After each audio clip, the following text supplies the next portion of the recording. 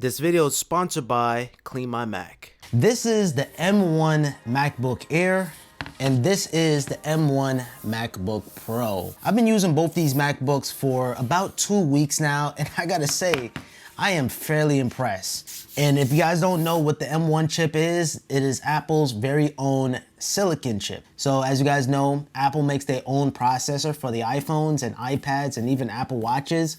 Finally, we have Apple's very own silicon on the Macs. So no more Intel. This is their own processor, their own software, their own build. This is 100% Apple now. And I gotta say, to be a first generation product, this is very impressive. This could be the best first generation Apple product yet. And mostly what I do on my computer, I edit videos, I launch up Photoshop, I surf the web. And I have to say, both the Air and the Pro does a phenomenal job keeping up with my video files and the performance, most importantly. I'm editing 4K, 10-bit, sometimes 60, sometimes 30 frames per second video on both these machines respectively. And I gotta say, no hiccups whatsoever. The Air is a couple of frame drops, but both of them are relatively the same in terms of performance. And it has the same exact chipset, so both of these laptops have the M1 chip. Now, Apple is currently making a powerful M1 chip, which is nuts because the first gen M1 is powerful enough. You get what I'm saying? It's powerful enough for me to edit my videos and stuff like that. So I'm gonna definitely get that and test that out. You still have Mac OS, you have Big Sur here. And one thing that's weird, no, not really weird, weird in a good way. I feel like when you open up my Mac, it opens like the screen wakes up automatically. Now, I know Craig, I know that's a big meme on Twitter, but when the laptop opens up, it's like the screen is always on. It's weird. When I open up my Air, it does the same thing. Now, the design is still familiar. It's the design that you all know and love. There's nothing new in terms of design, but the M1 chip is the only thing basically new about these new Macs, and that makes a world of difference. So you take a look at this. So this is the emoji key. Press it once, there goes all my emojis. And you guys can see here, dictation. I don't have it set up, but you have that option. And do not disturb. You guys can see it. Enabled, disabled. And that's how I activate that. Really do love the new change to the keyboard. Well, the shortcut. Although it is USB 4 now, which is pretty insane, Apple keeps up with it. You still have the fantastic keyboard. You still have the same old touch bar, which love or hate it, it's here. And also no glowing Apple logo. I would have loved to see it here. Now, if you're buying a MacBook, this is a must-have accessory. This is a dongle. This is a USB dongle, HDMI. Now, it's not no ordinary dongle that you guys are used to seeing. This is something totally different. You can customize your name on it. It has a built-in screen. Yes, it has a display on there. Let me see. This is the dock case. It's a 7-in-1 Type-C smart HD display dock. But this is sleek. Ooh. If Apple were to make a dongle, well, I know Apple is making dongles, but this is like premium. And you have your Type-C to Type-C. Let me clear my palette.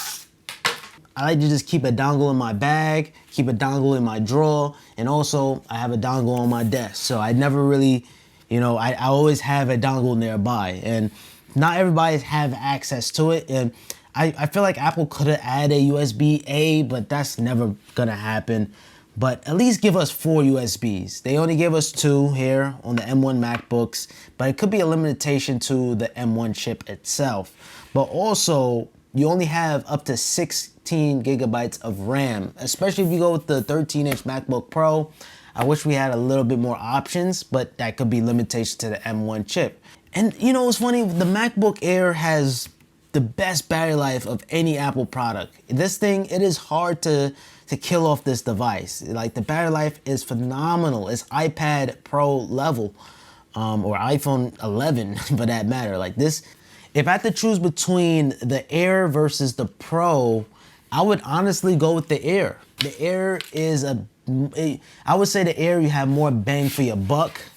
It's just a solid MacBook, the Air, and it's cheaper. You save it a couple of dollars, you can put that towards Apple Care. And also, you don't even have a fan, and that could be a good thing or a bad thing. It can get hot and there's no way of it cooling, but just me using the MacBook Air for 2 weeks, I would say it's still pretty cool. It's not as hot. It gets warm, but it's not hot. And sometimes I even hook this up to my monitor and use it as a desktop. Let's say you're not interested into upgrading your MacBook just yet. You want to squeeze it out a little bit more. That's where our sponsor, Clean My Mac, comes into play.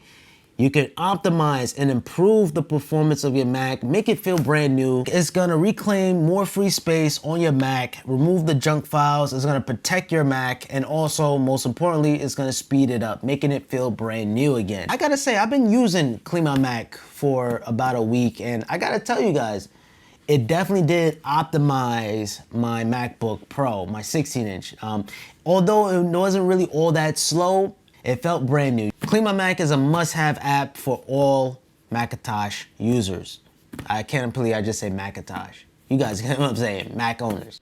And most importantly, this is notarized by Apple. So this is an Apple certified application, and this is truly the ultimate optimizer app for your Mac. And I highly recommend it for $40 a year, or you're basically equivalent to $4 a month. This is a steal of a deal.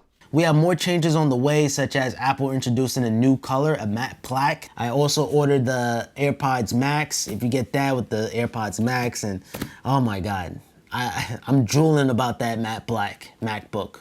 That's gonna look nice. Yeah, the future is bright for Apple Silicon SoC system on the chip. With these two MacBooks, you get an incredible value, especially if you decide to go with the Mac Mini. All you need is a screen and the mouse and keyboard.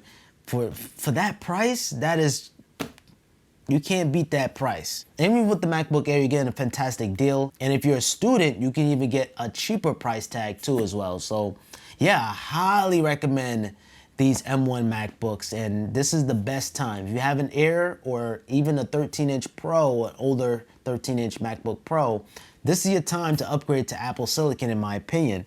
And like I said, if you have an old Mac and you don't want to justify spending $1,000+ on a new computer again, then Clean My Mac is definitely going to help you guys out. I'm telling you guys, it's going to optimize and improve your macOS experience. Trust and believe.